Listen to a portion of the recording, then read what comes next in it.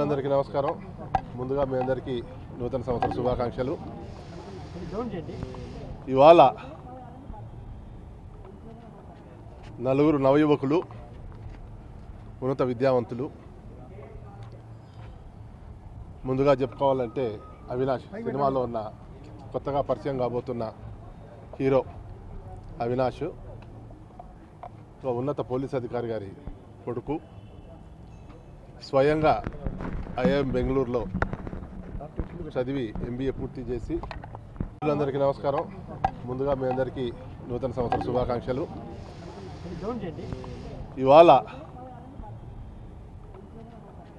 నలుగురు నవయువకులు, ఉన్నత విద్యావంతులు,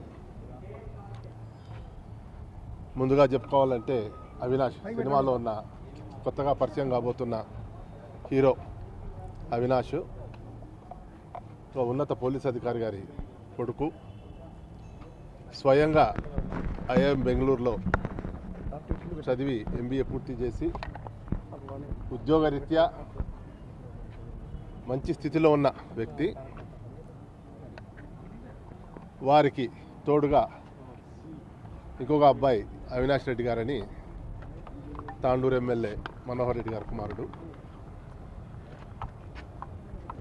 ఇంకొకరు శంతన్ అని, ఇంకొకరు మా అబ్బాయి అంకిత్ రెడ్డి అని.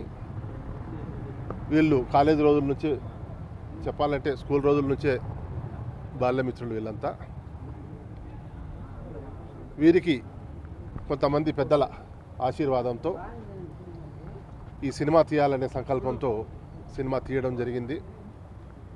చిన్న సినిమా అయినా కానీ ఒక సామాజిక న్యాయం కోసం, సమాజంలో జరుగుతున్న అన్యాయాలను ప్రశ్నించడం కోసం, ఒక సామాజిక బాధ్యతగా ఈ సినిమా నిర్మాణం చేపట్టడం జరిగింది.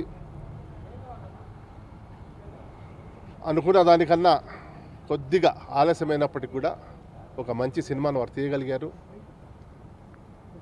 ఇవాళ రోజుల్లో సినిమా చలనచిత్ర రంగాన్ని పరిశీలిస్తున్న వారు చెప్తున్న దాన్ని బట్టి ఒక సినిమా తీయడం ఎంత ముఖ్యమో ఆ సినిమాను విడుదల చేసుకోవడం కూడా